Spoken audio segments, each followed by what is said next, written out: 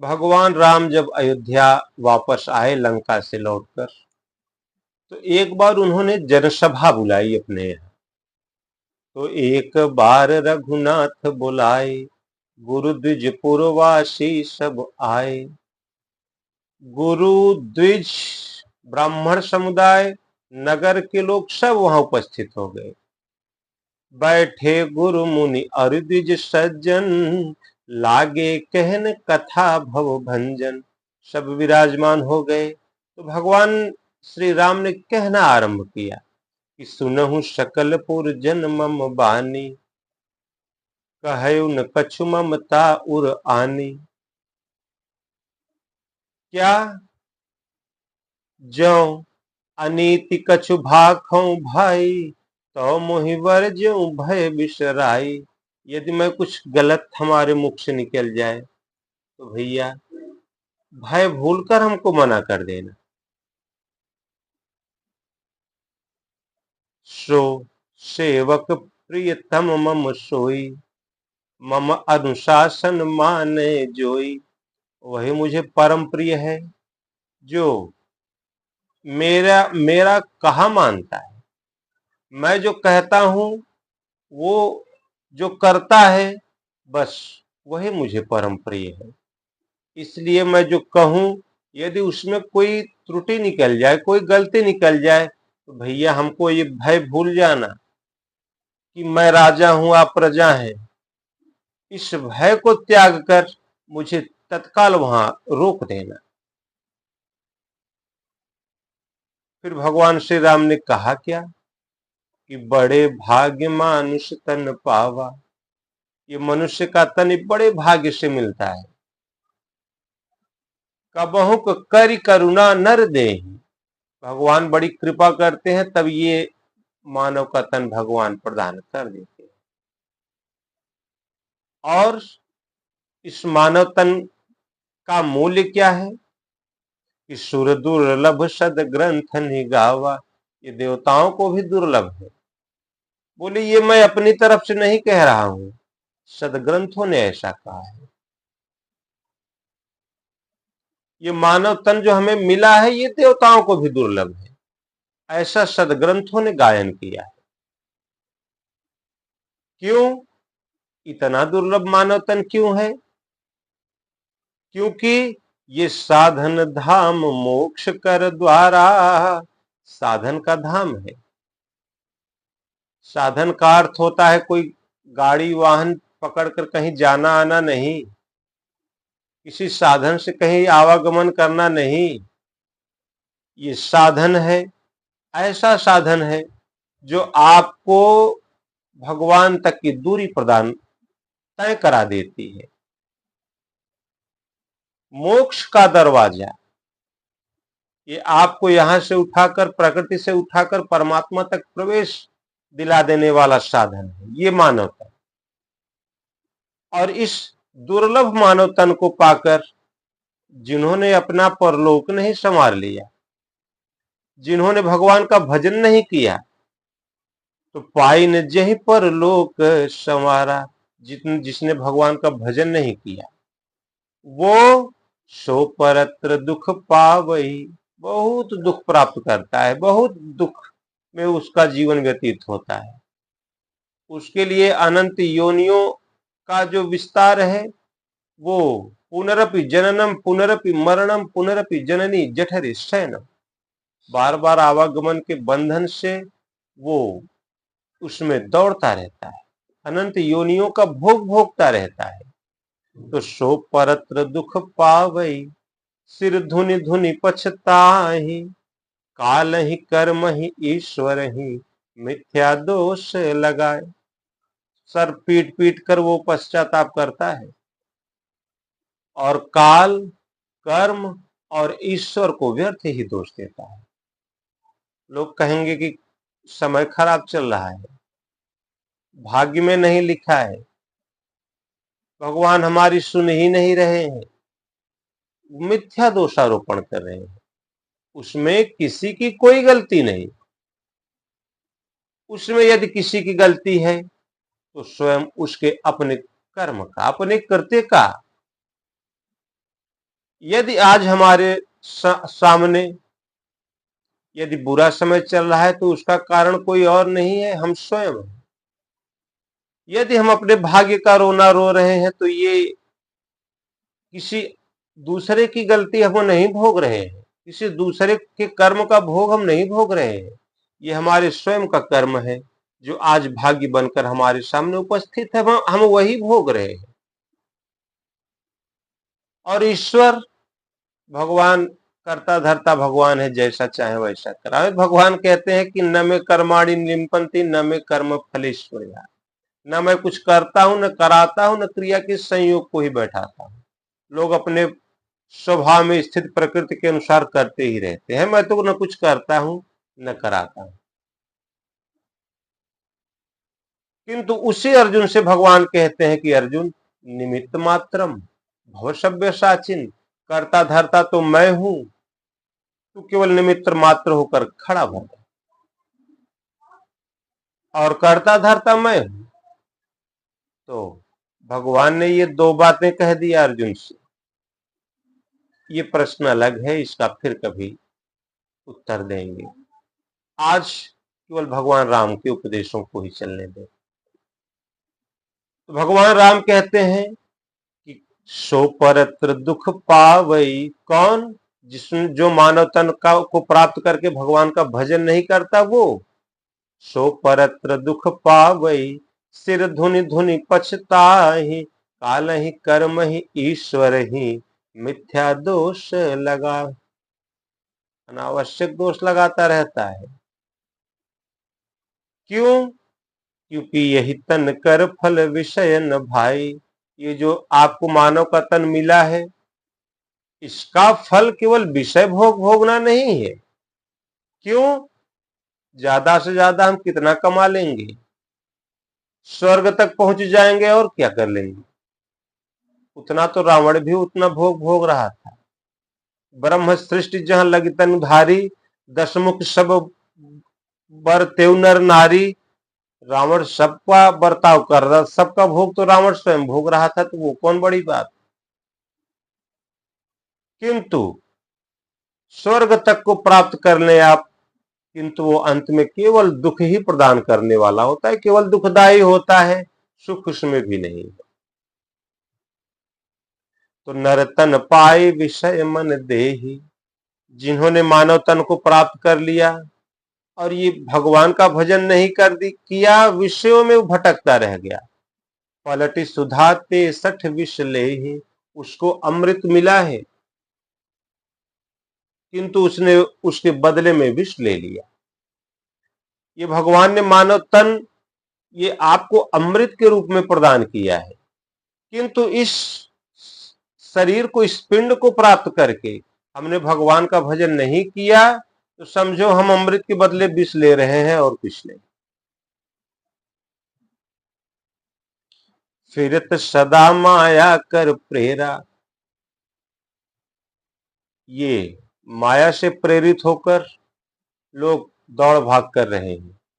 काल कर्म स्वभाव गुण घेरा, और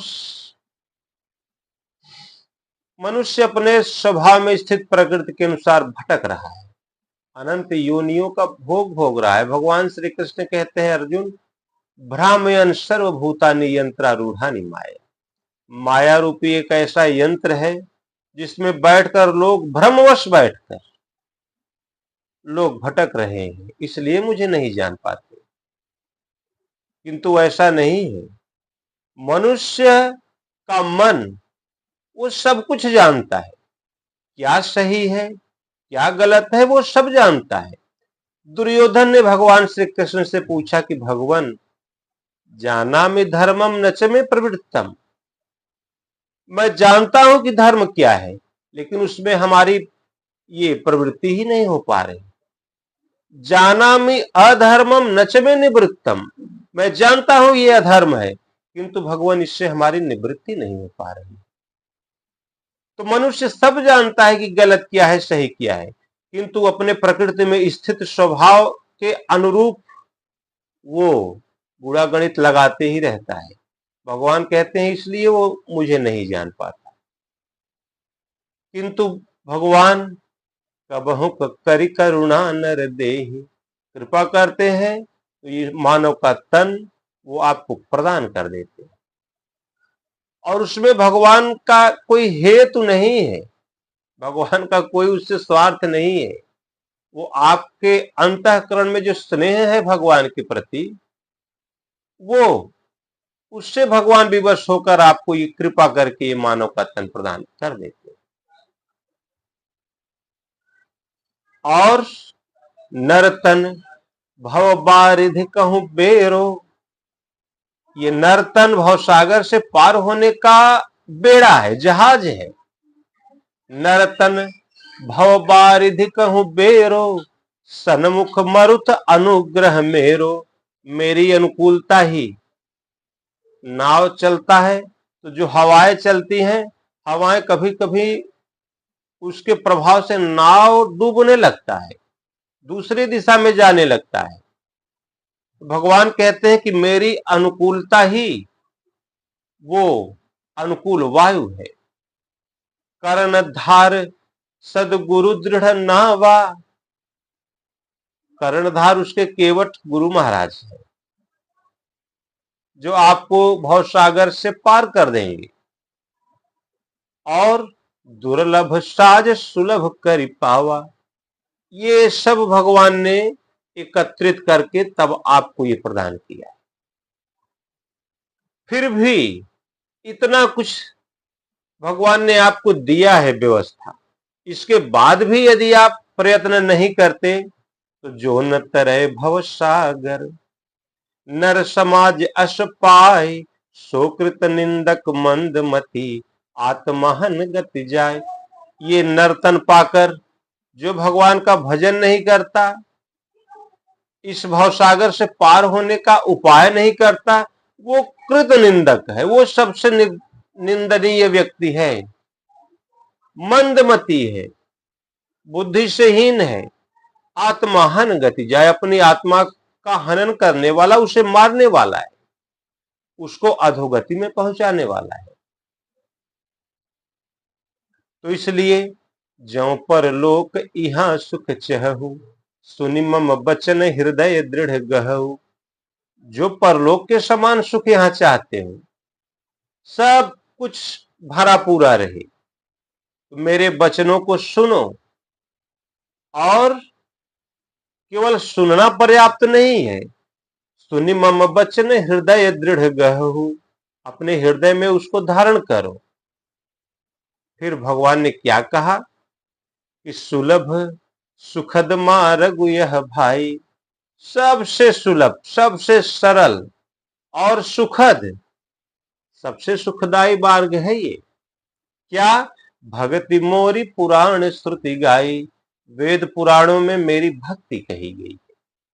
ये मेरी भक्ति करना ये सबसे सुलभ और सबसे सुखद मार्ग है।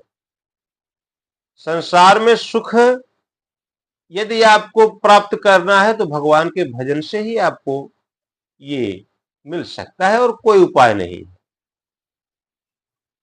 भक्ति स्वतंत्र सकल सुख खानी, बिनु सत्संग न पावहि प्राणी। भक्ति सभी सुखों का मूल है, ये स्वतंत्र है, सभी सुखों की खान है, किंतु बिना सत्संग के, बिना संतों की सेवा से ये आपको कभी प्राप्त नहीं हो सकता। पुण्य एक जग महु नहीं दूजा, मन क्रम वचन विप्र पद पूजा। संसार में पुण्य का एक ही स्रोत है और कोई नहीं।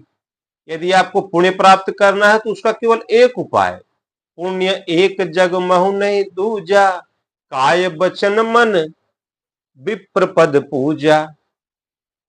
गुरु महाराज की सेवा, वही सब, उससे पुण्य की वृद्धि होगी, और जब पुण्य की वृद्धि होगी तो फिर वो संत सदगुरु जहां होंगे वो आपको प्राप्त हो जाएंगे।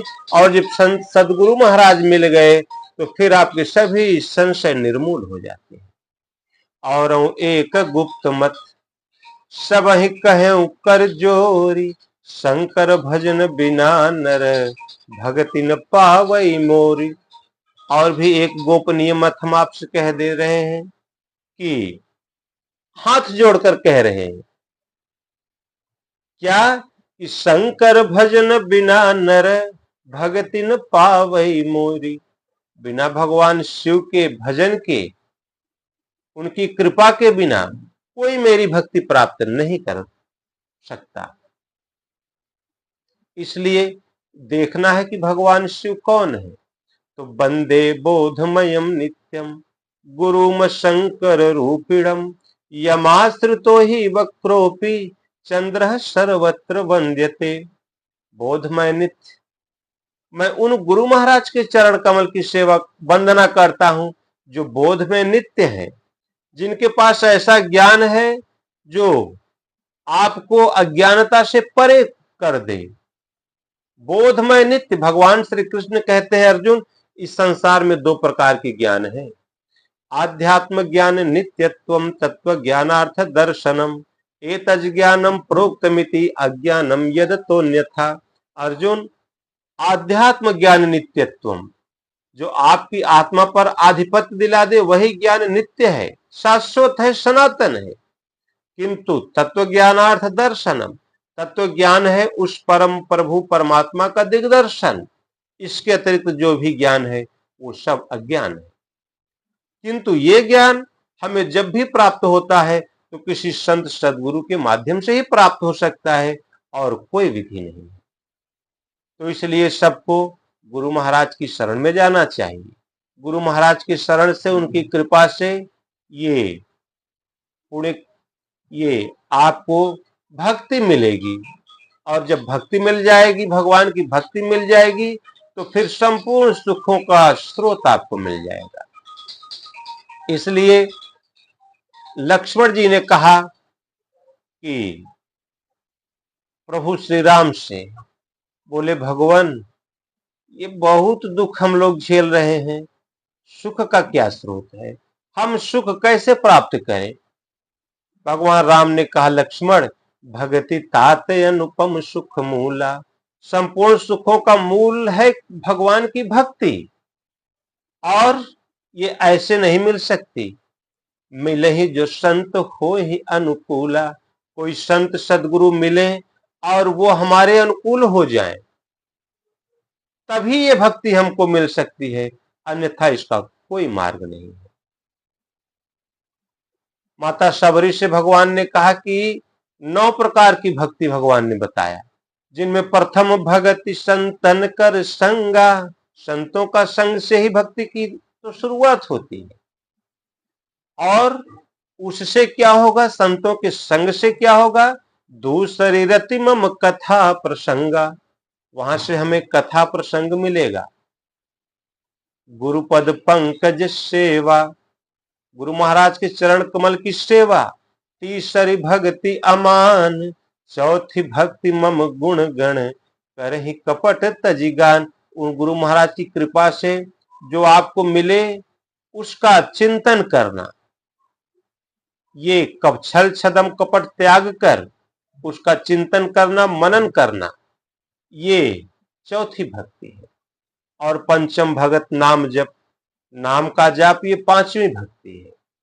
और जब नाम धारावाही चिंतन में आपके ढल गया, नाम का जाप करते करते जब यह नाम जो आज आपके मन में इस तमाम संसार की व्यवस्थाओं का जो ये प्रसारण चल रहा है, जो प्रसारित हो रहा है, ये सब हटकर केवल परमात्मा का वो नाम स्थित हो जाए, बैठ जाए, तो श्वास में नाम धारावाही प्रवाहित हो जाए, तो फिर भगवान आपसे दूर नहीं है। वो भगवान जो सबके उर अंदर बसत जानत भाव को भाव, वो हृदय से, आत्मा से जागृत हो जाएंगे, मार्गदर्शन करने लगेंगे, और जो आपको व्यवस्था चाहिए वो व्यवस्था भगवान प्रदान करने लगेंगे। भगवान कहते हैं अर्जुन, अनन्याश्चिंत यंतो माम ये जनाः पर्युपासते, तेषां नित्याभियुक्तानां योगक्षेमं वहाम्यहम्। संपूर्ण भाव से मेरे शरणागत होकर जो मेरा भजन करने लगता है उसके योग क्षेम सुरक्षा व्यवस्था सबकी जिम्मेदारी मैं स्वयं अपने हाथ